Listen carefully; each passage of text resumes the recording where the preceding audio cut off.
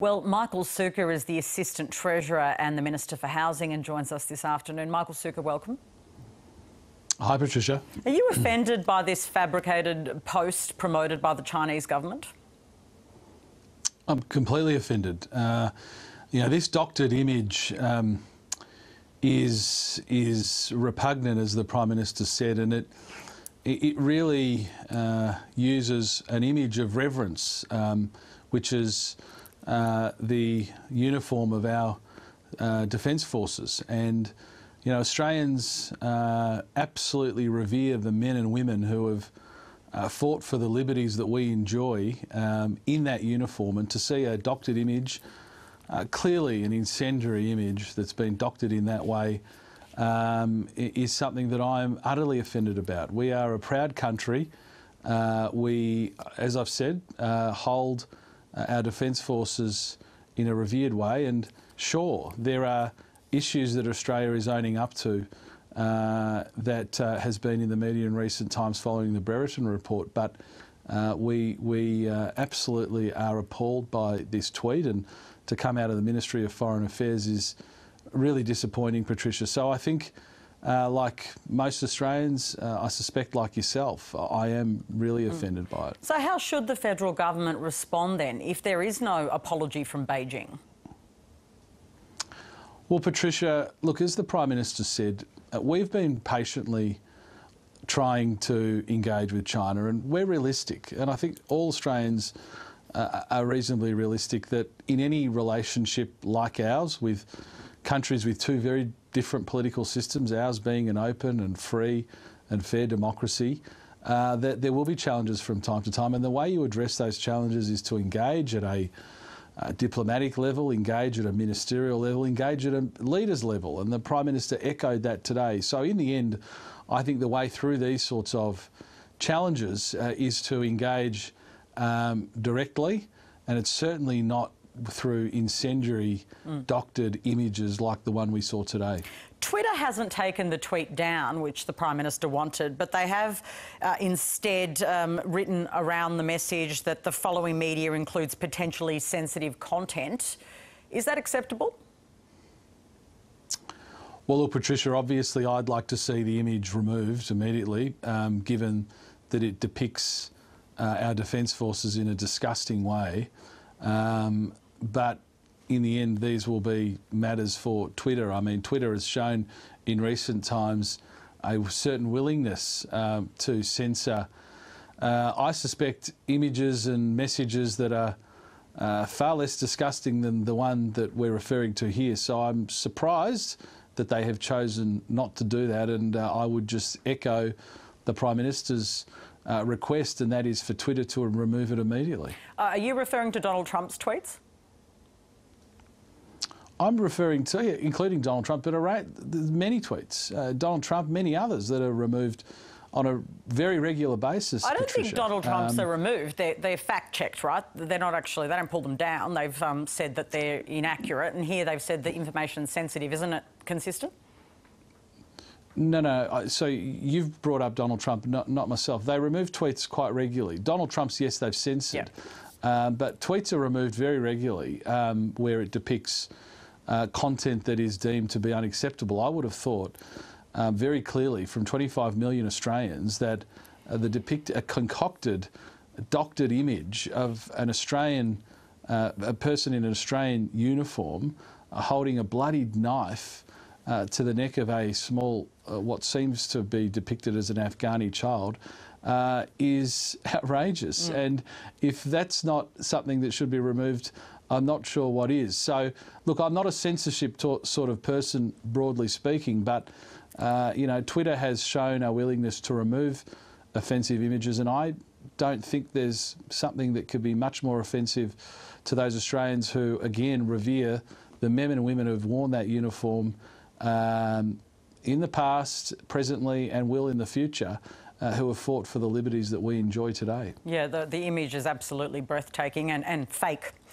So it's incredible that they've done this. I just want to talk about something that Senator Rex Patrick has raised. He says that given China doesn't want to improve bilateral relations with Australia, Why do we need to have that many diplomats from China here? He's raised this publicly around what our government should be doing, that we should match words with action and flush a lot of them out.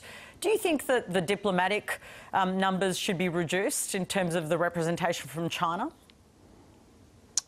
Patricia, I don't think that's the main game here. I mean, I think our position is let's not needlessly inflame difficulties and tensions. I think we've shown that from the beginning. Now, at the same time, we're a proud nation. We're not going to bow down and in some way give up our sovereignty or not fight for the best interests of Australians and fight for our national interest. But at the same time, let's not needlessly and in an immature fashion seek to inflame tension. So I don't necessarily agree with Rex Patrick. I think more engagement, not less, is the way to go. And as I said to you at the beginning, that's engagement not just at a leader and at a ministerial level, but also engagement at a bureaucratic and diplomatic level. So I think my instinct on this, Patricia, is that more people-to-people engagement rather than less is the way to go. Being mature and engaging with one another is the way to go. But as a government, the Morrison government will always stand for the interests of Australians and the Australian national interest. And, you know, we have to walk that fine line without needlessly creating tension where it doesn't need to be. So, given all of this, it looks like the relationship with Beijing is at a record low. We saw these tariffs being imposed on our wine. Do you expect more economic retaliation? Look, Patricia, I'm not in the game of getting out the crystal ball here. I think, but there looks like a pattern of behaviour, doesn't there? I think we have to be prepared for ongoing difficulties, and that's why I think we have to redouble our efforts. And when I say we, I don't mean just Australia, but Australia and China have to redouble our efforts to try and bridge the divide. And in the end, that's what will be the focus of this government. And the focus has been that in recent times. It will continue. We will work even harder to do so. But in the end, as I said, we will always do that in a way that ensures we protect our national interest, we stand up for the Australian national interest, and we'll never cede any aspect of our sovereignty. And so that's what we need to do. And I suspect now, Patricia, we'll just need to redouble our efforts in trying to achieve those objectives. I just want to move to an announcement you made actually over the weekend in relation very much to your portfolio.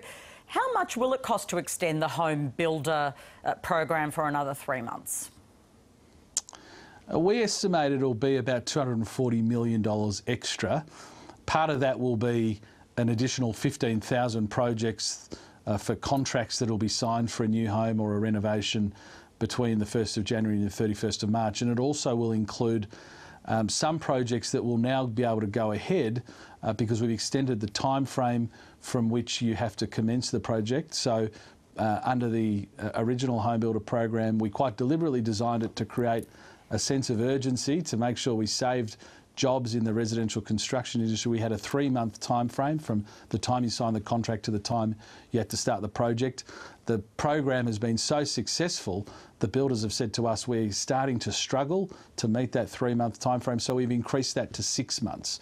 So between those two changes, the extension of the scheme to the 31st of March and extending the time frame by which a project needs to begin, we estimate that'll cost an additional $240 million to the budget. OK, and what's the total number of successful applications for the home builder program?